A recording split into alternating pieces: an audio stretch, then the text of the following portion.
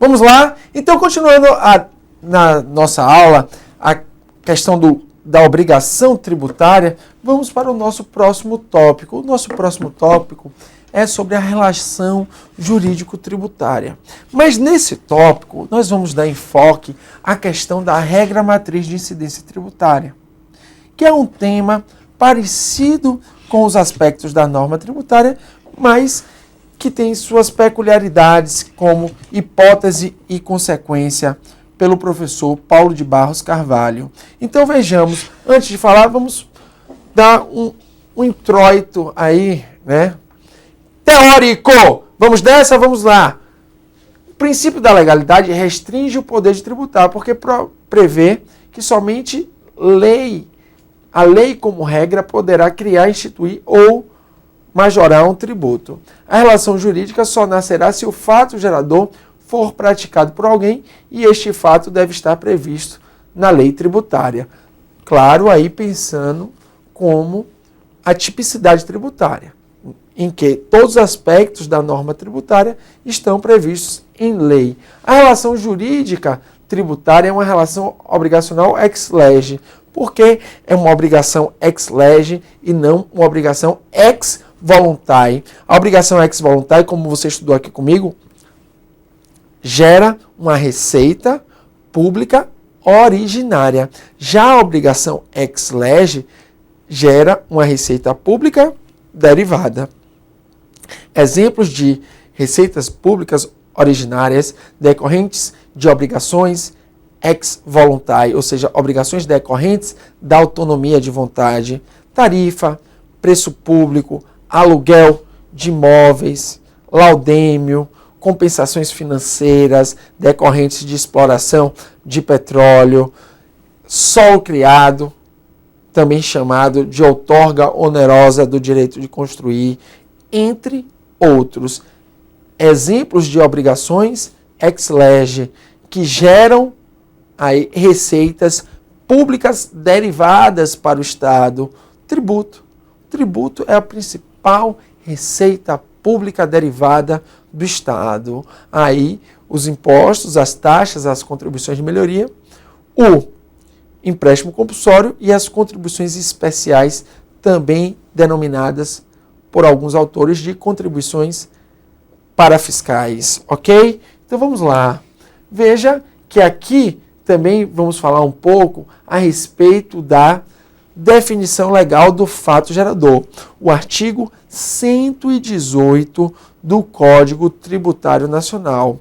Veja que o artigo 118, inciso 1 e inciso 2 do Código Tributário Nacional traz algumas regras na interpretação do fato gerador relevantes para fins de concurso público. A primeira, que a interpretação do fato gerador, na interpretação do fato gerador, deve abstrair-se a validade jurídica dos atos efetivamente praticados pelos contribuintes, responsáveis ou terceiros, bem como a natureza do seu objeto ou seus efeitos. É o famoso princípio do knowledge, do dinheiro não cheira. Lá na Roma Antiga, o imperador Vespasiano tinha um filho. E esse filho, segundo as histórias que se contam, por exemplo, no livro do professor Bernardo Ribeiro de Moraes, né, foi ao mictório. Ao ir ao mictório, foi surpreendido com a cobrança de um tributo. Você só poderia fazer xixi se pagasse um tributo. E aí ele se dirigiu ao pai e reclamou dessa tributação. Aí o pai falou, Vespasiano: meu filho, dinheiro não tem cheiro. Claro que isso não está mais em conformidade, não está mais condizente com o Estado democrático do direito. O Estado democrático de direito, ele preza pela capacidade contributiva absoluta, a capacidade contributiva objetiva. Só se tributa aquelas relações, aqueles fatos, aqueles atos que gerem riqueza, que tenham, como diz o professor Alfredo Augusto Becker, signo presuntivo de riqueza. E você mijar no mictório não é sinal que você é rico. rico, pobre, todo mundo tem que fazer xixi. Então, preste atenção. Não obedece, não está mais condizente com o Estado Democrático de Direito. Mas aí, isso serve para fundamentar que a tributação, ela também pode decorrer de atividades ilícitas, né? Pode ocorrer tributação sobre atos ilícitos, porque atos ilegais que independem da validade jurídica. Pelo seguinte, para concretizar o princípio da igualdade, também temos que tributar atividades ilícitas, porque pensem vocês, um trabalhador honesto trabalha todo dia, de manhã, de tarde, de noite, paga seus tributos. Agora, um trabalhador, né, entre aspas, trabalhador, na verdade, um criminoso, desonesto, né, faz tráfico de maconha, né, faz tráfico de cocaína, ele trabalha com prostituição, é um cafetão, ele ganha renda. Imagine vocês se o cafetão não, pela lei, não deveria pagar tributo, e aquele que trabalha de forma honesta deve pagar. Ou seja, aquele que, o Marconha, tem um cara que era chamado no filme, aí, cilada de Marconha, né? Vendia maconha pra caramba. Imagine você se o Marconha não pudesse ser tributado, né? E iria violar a igualdade, porque Marconha está trabalhando de forma desonesta. Você que está trabalhando de forma honesta é tributado pelo imposto de renda. Então a legislação fala, interprete o fato gerador abstraindo-se da validade jurídica dos efeitos dos fatos efetivamente ocorridos. Ou seja, pode ocorrer sim a tributação, né, de tráfico de cocaína, de drogas. Pode ocorrer sim a tributação de dinheiro, de renda auferida decorrentes de contravenções penais, por exemplo, decorrentes daquela atividade de jogo do bicho. Então é possível sim. A legislação permite, artigo 118, princípio do no-knowledge. Em síntese, é possível a tributação de atividades ilícitas, é possível a tributação de atividades, né, de rendas geradas com o tráfico de cocaína. É possível, com tráfico de cocaína, é possível a tributação decorrente de tráfico de maconha, é possível a tributação decorrente de atividades de jogo do bicho, é possível a tributação de renda auferida com atividade de cafetão. Então veja, é possível toda essa tributação decorrente do tráfico. Por quê? Porque é possível a tributação de atividades ilícitas. Então veja, de certo são irrelevantes para a interpretação da ocorrência do fato gerador, a validade jurídica dos atos efetivamente praticados, a natureza do objeto dos atos praticados e os efeitos dos atos.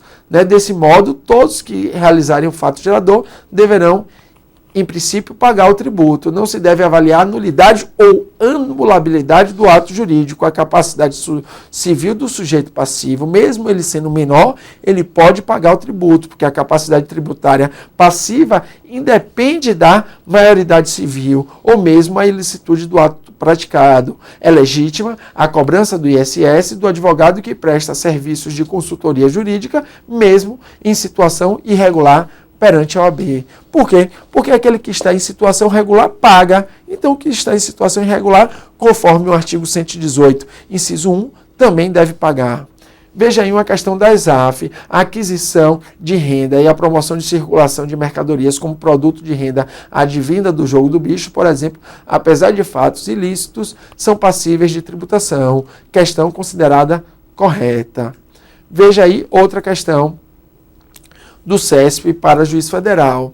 Em consonância com as normas previstas no CTN relativas à interpretação da definição legal do fato gerador da obrigação de pagar o tributo devido, assinale a opção correta com relação à prática de crime de descaminho. O fato gerador considera-se ocorrido independentemente da validade jurídica do ato praticado. Vê que essa questão do CESP está corretíssima.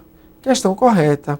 Veja que O descaminho é um crime tributário em que consiste em importar ou exportar mercadoria proibida ou iludir em todo e em parte o pagamento do tributo devido pela entrada, pela saída ou pelo consumo da mercadoria. Exemplo, você importa uma mercadoria ilícita. Mesmo assim, pode haver a tributação. Pode haver a tributação e normalmente ocorre a perda da mercadoria. Né? A punição também com a perda da mercadoria. É a pena de perdimento, porque o ministro da Fazenda está autorizado, segundo o artigo 239 da Constituição, a, nesse caso, né, controlar, né, o comércio exterior. Então, ele pode realmente punir. Por exemplo, automóveis, né? Muitas vezes, sem pagamento do tributo, ele pode apreender esses automóveis, ok?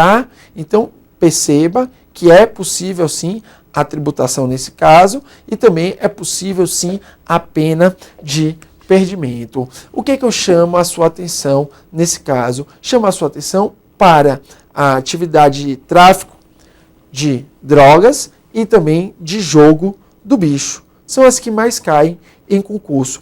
Todas essas atividades são passíveis de tributação. Agora, o que é mais importante?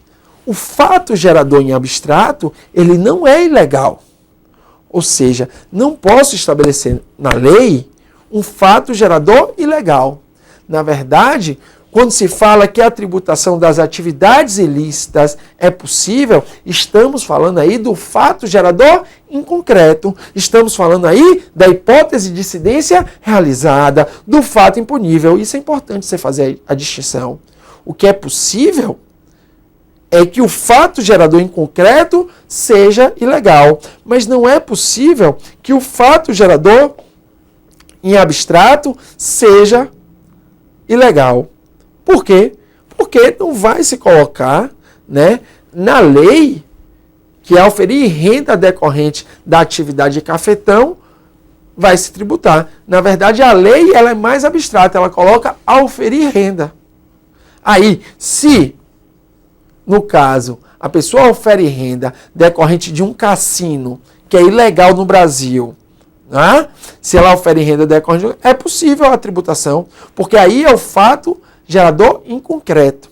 Então essa distinção é importante. A doutrina faz, as bancas de concurso fazem. Então, repetindo, o pressuposto legal do tributo, a hipótese de incidência, o fato gerador em abstrato, a hipótese tributária, ela não pode ser ilegal.